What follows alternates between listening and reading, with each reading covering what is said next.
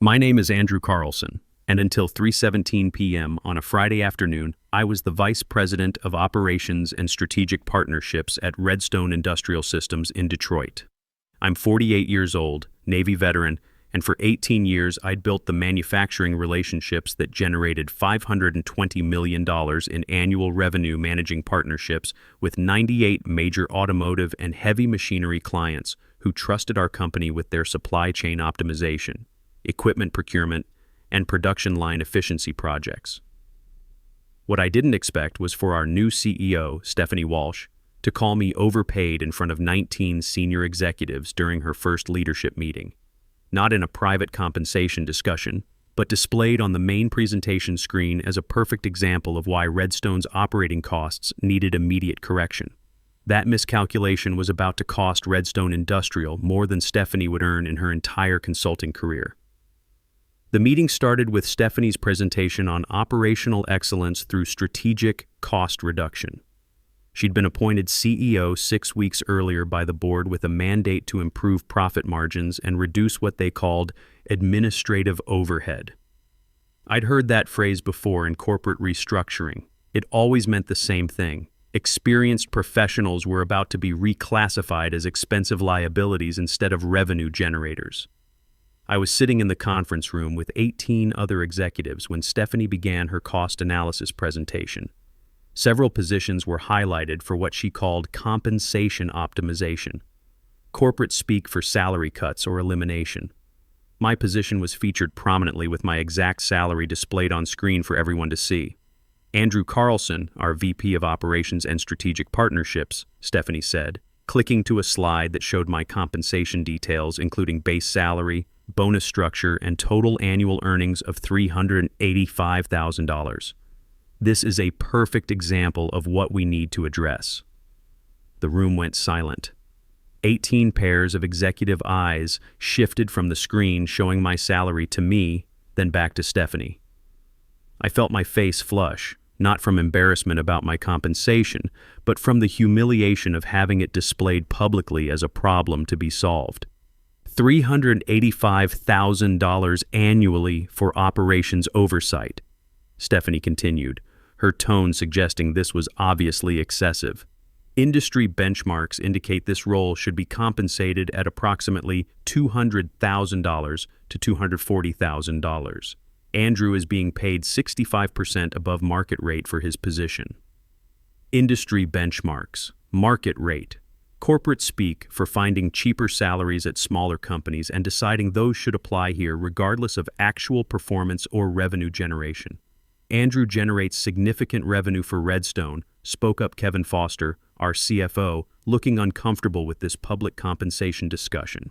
His client relationships and manufacturing partnerships directly contribute to.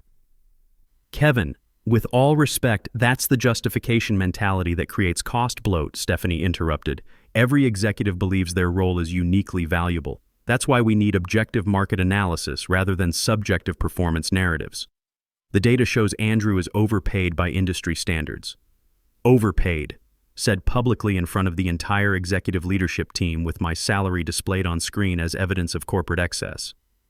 Stephanie, can we discuss this privately? I asked, trying to maintain professional composure while processing the fact that the new CEO was publicly characterizing me as overpaid during her first executive meeting.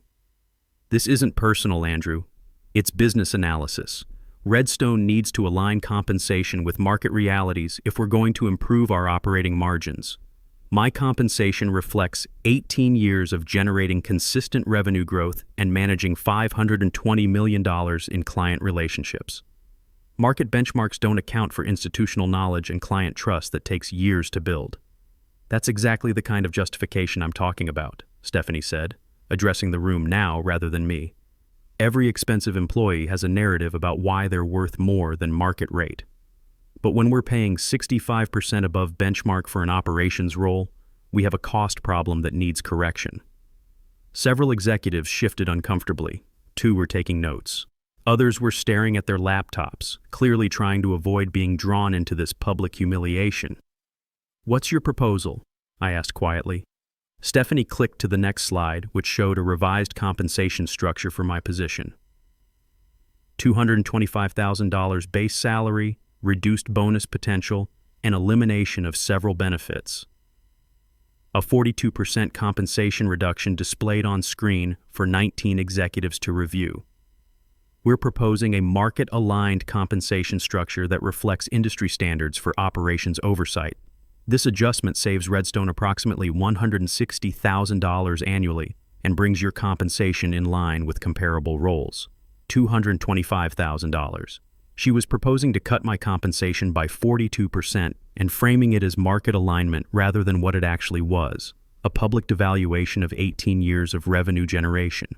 Ever been called overpaid in front of your entire executive team with your salary displayed on screen as evidence of corporate waste? That's when you realize you're not dealing with business analysis.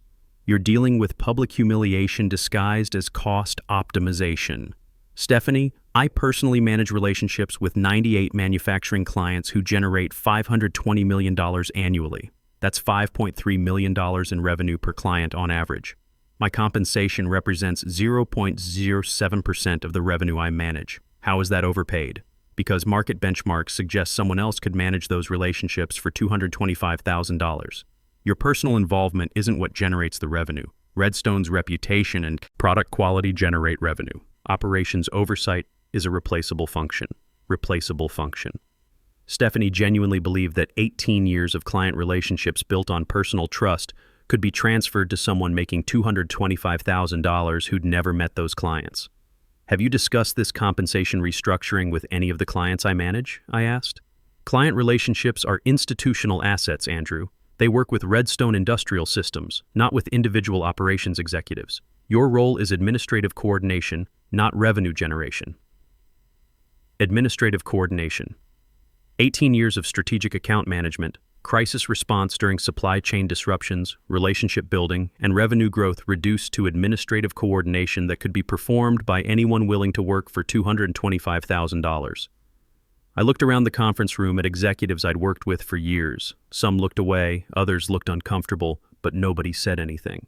Kevin Foster looked like he wanted to object, but was clearly calculating the political cost of challenging the new CEO. I need time to consider this restructuring, I said quietly. You have until Monday morning, Stephanie replied. The board has approved these compensation adjustments and we need to implement them quickly to achieve our Q4 margin targets. Accept the revised structure or we'll need to discuss alternative arrangements. Alternative arrangements. Corporate speak for accept the cut or we'll eliminate your position entirely. The meeting continued with similar compensation discussions for other executive positions, but I stopped listening. Stephanie had just publicly characterized me as overpaid, displayed my salary as evidence of corporate waste, and given me until Monday to accept a 42% pay cut or face elimination. After the meeting ended, I returned to my office and closed the door. 18 years of building Redstone's manufacturing infrastructure. Client letters thanking me for solving problems that saved their production lines. Awards for revenue growth and client retention. Photos from industry trade shows where I'd built the relationships that generated hundreds of millions in contracts. Stephanie Walsh had just told me that 18 years of that work was worth $225,000 instead of $385,000. And she'd done it publicly in front of 19 executives as a demonstration of aggressive cost management. What Stephanie didn't understand was that in manufacturing, relationships aren't institutional. They're personal trust built through years of solving problems during the moments that actually matter. When clients face equipment failures, supply chain crises, or production challenges that determine whether their facilities run or shut down, they don't call Redstone Industrial Systems, they call me. I opened my laptop and pulled up my client contact database. 98 manufacturing clients representing $520 million in annual Redstone revenue. Most of them had my personal cell phone. Many had told me over the years that they worked with Redstone specifically because they worked with me. Then I opened my email and found the message I'd received 4 months ago from Richard Martinez, CEO of Apex Heavy Industries, Redstone's primary competitor. Richard had been trying to recruit me for 2 years, and his most recent offer had been compelling. Senior Vice President of Strategic Accounts, complete operational authority, equity participation, and compensation that reflected actual revenue generation rather than market benchmarks. I'd declined that offer 4 months ago out of loyalty to Redstone. That loyalty had just been valued at $225,000 instead of $385,000, announced publicly in front of my peers. At 3:17 p.m. Friday afternoon, I composed a simple email to Stephanie Walsh and the executive leadership team. After careful consideration of today's compensation discussion, I'm resigning from Redstone Industrial Systems effective immediately. I've accepted a senior leadership position at Apex Heavy Industries, where my compensation will reflect the revenue value I generate rather than arbitrary market benchmarks. I wish Redstone success with their cost optimization initiatives. Andrew Carlson. I sent the email, packed my personal belongings, and walked out of Redstone Industrial Systems at 4:23 p.m. Friday afternoon, 66 minutes after being called overpaid in front of the entire executive team. By 4:47 p.m., I was on the phone with Richard Martinez. Richard, this is Andrew Carlson. Remember that SVP position you offered me 4 months ago? I just resigned from Redstone, and I'm very interested in discussing it. Andrew, what happened?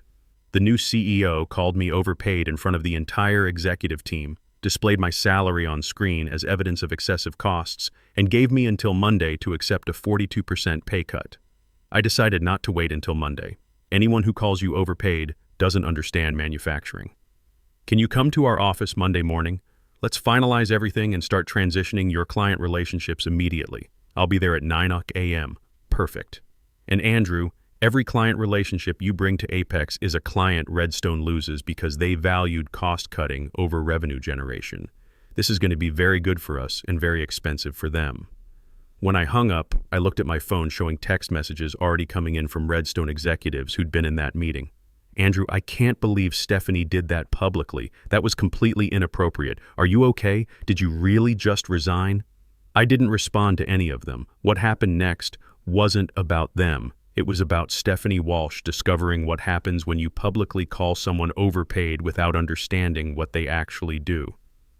By 5:30 p.m. Friday, my personal phone started ringing with calls from Redstone clients who'd somehow already heard I'd resigned. The first was Steve Rodriguez, CEO of Rodriguez Manufacturing, my largest client account representing $42 million in annual contracts with Redstone. Andrew, I just heard through industry channels that you left Redstone. What happened?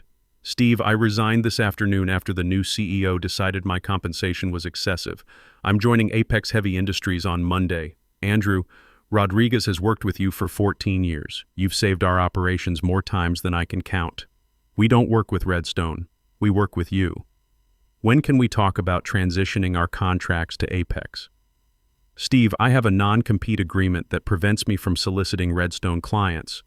But if you decide independently that you'd prefer to work with Apex, I'd be honored to continue our relationship there. Consider this my independent decision. Let's schedule a call Monday afternoon to discuss contract transition. By 7:23 p.m. Friday evening, I'd received similar calls from 6 major Redstone clients, all asking variations of the same question. Can we follow you to Apex? Stephanie Walsh had called me overpaid to save $160,000 annually. She was about to discover that some cost savings are catastrophically expensive.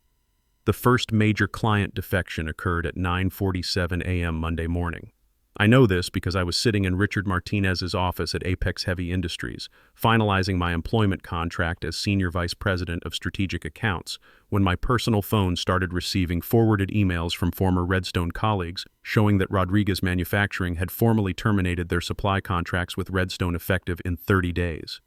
By 10:34 a.m., I had confirmation that 3 more major manufacturing clients had issued contract termination notices to Redstone, all citing changes in account management and relationship continuity concerns. By noon Monday, less than 72 hours after Stephanie called me overpaid, Redstone had received formal termination notices from 8 major clients representing $156 million in combined annual revenue. At 12:47 p.m., Stephanie Walsh called my personal phone. Andrew, we need to discuss what's happening. 8 major clients have terminated contracts this morning, all of them specifically mentioning your departure. Stephanie, I'm no longer employed by Redstone. Client relationship management is your responsibility now, handled by whoever you hire at the market-aligned $225,000 salary you mentioned Friday. You know these terminations are directly related to your resignation. This looks like coordinated client solicitation. I haven't contacted a single Redstone client, Stephanie. My non-compete agreement prohibits solicitation, and I've followed it precisely. If clients are choosing to terminate their Redstone contracts, that's their independent business decision based on their assessment of whether they trust Redstone's account management without the person they've worked with for years. 8 clients in one morning isn't coincidence, it's orchestrated. 8 clients in one morning is what happens when you call someone overpaid in front of the executive team and cut their compensation by 42%. Then discover those clients actually worked with that person, not with your institutional brand. You restructured my compensation without considering whether clients agreed with your assessment that my role was replaceable administrative coordination. We need to discuss transition planning. We can't afford to lose your entire client portfolio. You don't have my client portfolio anymore, Stephanie. You have clients who are independently evaluating whether they want to continue with Redstone after you publicly devalued the person they trusted. That's not my decision. It's theirs. What would it take for you to not compete with us? We're prepared to discuss revised compensation terms. I looked at Richard Martinez, who was watching this conversation and making notes on my employment contract. Stephanie, on Friday afternoon, you called me overpaid in front of 19 executives, displayed my salary on screen as evidence of excessive costs, and offered me a 42% pay cut. Now you're calling because clients are exercising their independent judgment about who they trust. There's nothing to negotiate. I've accepted the SVP position at Apex with compensation that reflects the revenue value I actually generate, and I'm accepting engagement proposals from clients who choose to work with me. This is going to destroy Redstone's Q4 numbers. No, Stephanie. Your decision to publicly devalue someone who generated $520 million in client relationships destroyed Redstone's Q4 numbers. What's happening now is clients discovering what you apparently didn't understand, that manufacturing relationships are built on personal trust, not institutional branding. When I hung up, Richard was smiling. That was perfect. She just admitted on a recorded call that your client relationships were the foundation of their revenue. If Redstone tries to sue for non-compete violations, I'll use that recording to prove clients left because of her cost-cutting demonstration, not because you solicited them. The exodus accelerated through the week. I watched it unfold from my new office at Apex Heavy Industries, monitoring industry news and receiving daily updates from former Redstone colleagues who were living through the disaster Stephanie Walsh had created. By end of Monday, Redstone had lost 12 major clients, representing $187 million in annual revenue. All 12 had issued formal contract termination notices, citing account management continuity concerns and strategic relationship changes. By Tuesday morning, I'd received formal engagement proposals from 9 of those 12 clients, plus 3 additional Redstone clients who were in the process of contract termination. Each proposal specifically referenced their decision was based on long-standing trust in Andrew Carlson's account management and independent evaluation of supplier partnership options. Stephanie attempted to stop the exodus through emergency client retention calls offering extended payment terms, volume discounts, and dedicated account manager assignments. But what she couldn't offer was what clients actually valued: personal relationships with someone who understood their businesses through years of solving problems during operational crises. By Thursday, Redstone had lost 28 clients representing $298 million in annual revenue. Several of those clients had been with Redstone since I joined the company 18 years earlier. They weren't leaving because they disliked Redstone's products. They were leaving because they'd never actually worked with Redstone. They'd worked with me. The industry noticed immediately. By Friday, exactly 1 week after Stephanie's overpaid presentation, Manufacturing Today magazine published an article titled, "Redstone Industrial Faces, Major Client Retention Crisis Following Executive Departure." The article specifically noted, the rapid client exodus following Carlson's departure raises questions about whether Redstone's revenue was driven by institutional reputation or personal relationships, a distinction with significant implications for the company's valuation and market position. Translation: everyone in manufacturing understood exactly what was happening.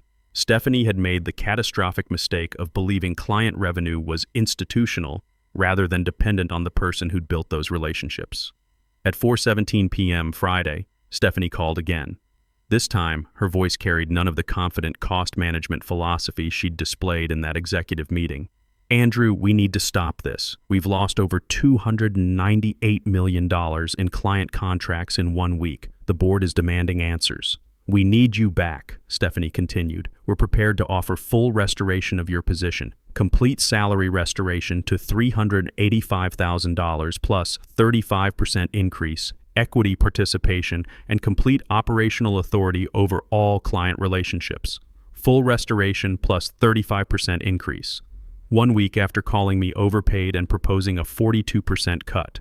Stephanie, I've accepted engagement proposals from 24 former Redstone clients representing $387 million in annual contracts.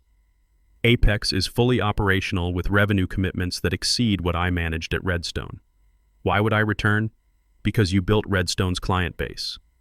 18 years of your work. 18 years that you valued at $225,000 as replaceable administrative coordination. Last Friday, you called me overpaid in front of 19 executives and displayed my salary as evidence of excessive costs. Today, you're offering 35% more than I earned because you've discovered that clients weren't working with Redstone, they were working with me. What's changed isn't my value, it's your understanding of what generates revenue. Andrew, please, we can't survive losing this much of our client portfolio. You won't lose 68%, Stephanie. You'll lose whatever percentage represents clients who worked with me personally and independently decided they'd prefer to continue that relationship at Apex, rather than work with whoever you hire for $225,000. That's not something I'm doing to Redstone. That's clients exercising their business judgment about who they trust.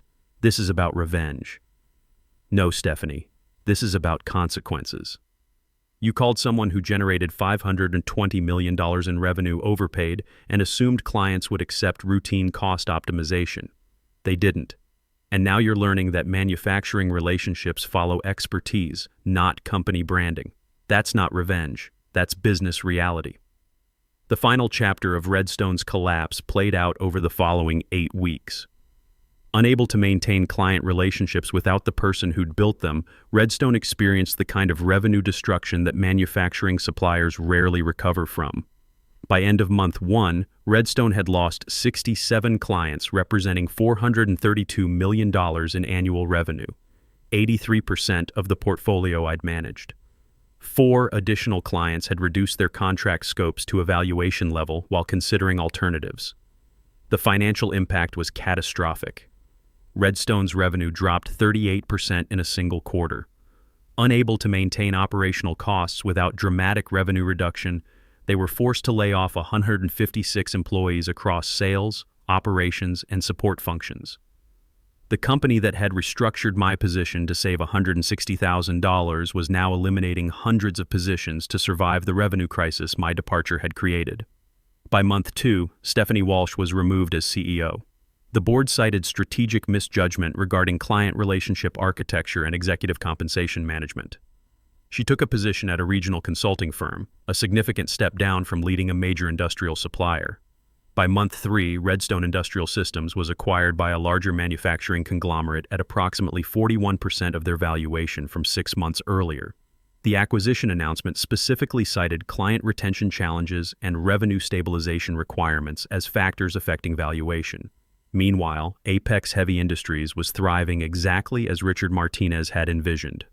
In my first quarter, I'd successfully established contracts with 59 former Redstone clients who had independently chosen to work with me. Combined with 4 new clients who'd approached Apex based on industry reputation, I was generating $485 million in annual revenue, close to what I'd produced at Redstone, but now with full operational authority and compensation that reflected actual value creation. 6 months after my departure, I received one final contact from Redstone's new leadership, representatives from the acquiring company who wanted to discuss lessons learned and explore potential collaborative knowledge sharing. I declined politely. Some lessons are too expensive to teach twice, and some humiliations are too public to forgive. The ultimate vindication came 14 months after my departure when Harvard Business Review published a case study titled The $160,000 Cost Savings That Destroyed $520 Million in Revenue When Market Benchmarks Replace Value Analysis. The article documented exactly how Stephanie Walsh's decision to publicly characterize me as overpaid had triggered a client exodus that cost Redstone 38% of their revenue and ultimately forced a distressed acquisition at less than half their prior valuation. The case study became required reading in business school programs focused on operations management and executive compensation, used specifically to teach the critical distinction between salary costs and revenue generation value in relationship-driven businesses. Meanwhile, Apex Heavy Industries had become the dominant player in manufacturing supply relationships.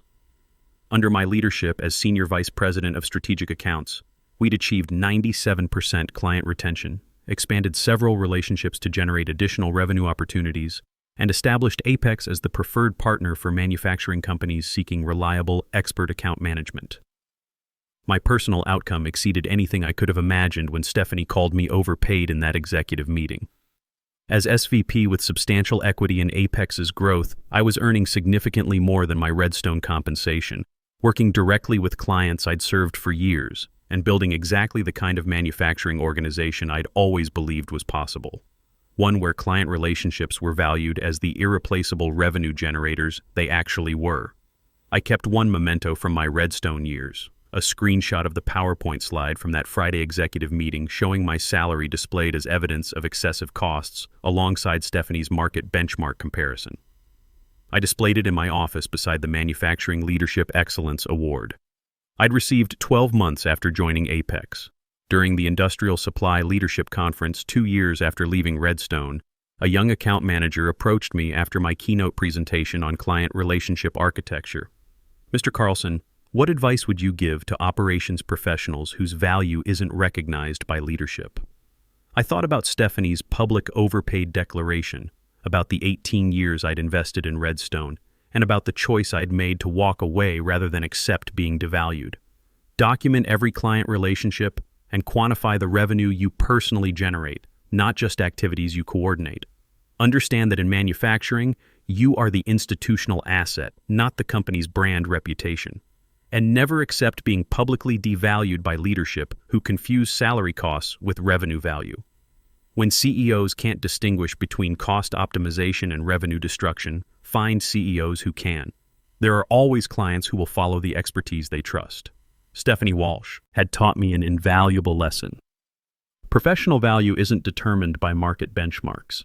It's proven by what happens to revenue when you leave. She'd called me overpaid to save $160,000 annually. The $485 million in client relationships that followed me proved exactly whose value actually mattered. So I got called overpaid at a meeting. I walked out, and their revenue dropped 38%.